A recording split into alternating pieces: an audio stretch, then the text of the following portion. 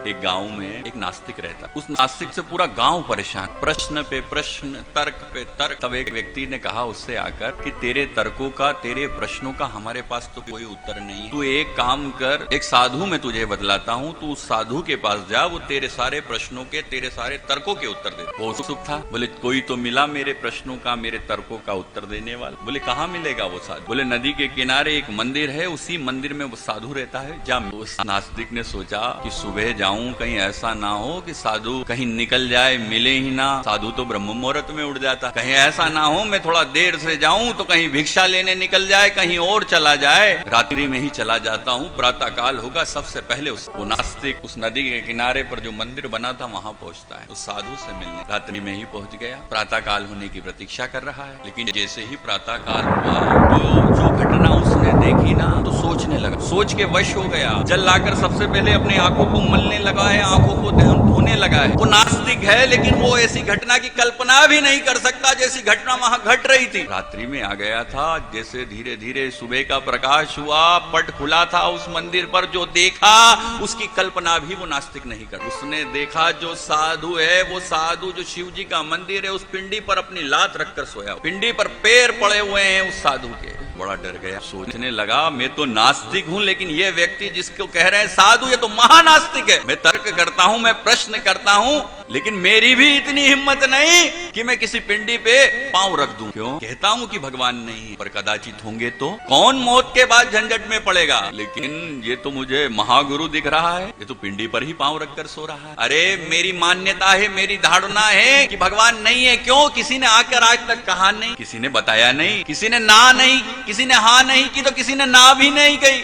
50-50% का मामला है, ना भी हो भी सकता है, कभी हुआ तो इसलिए इतनी मेरी हिम्मत नहीं नास्तिक होने के बाद भी कि मैं किसी पिंडी पर पैर रखकर सो जाऊं। ये कैसा साधु है? साधु नहीं, ये तो असाधु है। वो जाने लगा, फिर सोचा एक बार तो मिलना चाहिए। वो उसका प्रतीक्षा करता रहा कि ये साधु उठे तो मैं मिलूं। दूसरी घटना उसने देखी, विचार करने लगा। प्रातः काल हो गया, सूर्यदेव भगवान निकल गए, 5 बज गई, 6 बज गई, 7 बज गई, 8 बज गई, 9 बज गई। ये कैसा साधु है? 9 बजे तक नहीं उठ रहा है। साधु तो ब्रह्म मुहूर्त में उठते हैं। प्रतीक्षा करता रहा, लेकिन 9 बजे वो साधु उठा तो उस नास्तिक को देखा तो पूछा कैसे आना हो। जैसे ही पूछा तो नास्तिक बोला, तुम्हें शर्म नहीं आती? कोई संकोच नहीं होता? लज्जाहीन हो? अरे मैं नास्तिक हूँ, लेकिन मेरी भी इतनी हिम्मत नहीं कि मैं पिंडी पर पांव रखकर सो जाऊं। और तुम्हें तो लोग साधु कहते हैं, और साधु ऐसा होता है 9 बजे उठता है। साधु को तो ब्रह्म मुहूर्त में उठना चाहिए। तो उसने उत्तर दिया कि जब आंख खुले ना तभी ब्रह्म मुहूर्त, मैं जब उठूं जब ही ब्रह्म मुहूर्त है। ब्रह्म को जाने वाला ब्राह्मण होता है, और ब्राह्मण जब जागे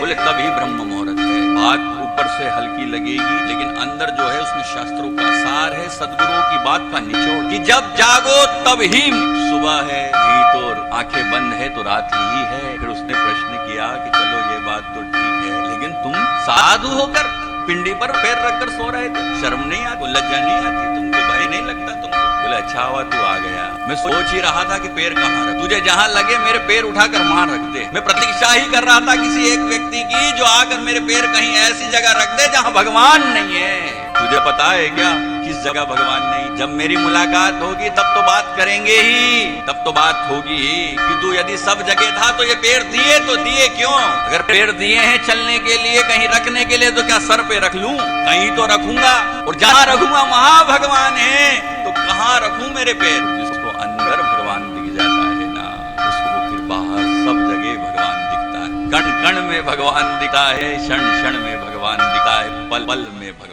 कथा यह कहती है कि उस साधु को शिव जी ने दर्शन दिया। जब उसने भी ये प्रश्न भगवान से किया कि कहाँ रखूं, एक स्थान तो बदला दो भगवान जहाँ ना हो, तब शिव जी ने उससे कहा मेरे सर पर ही रख ले।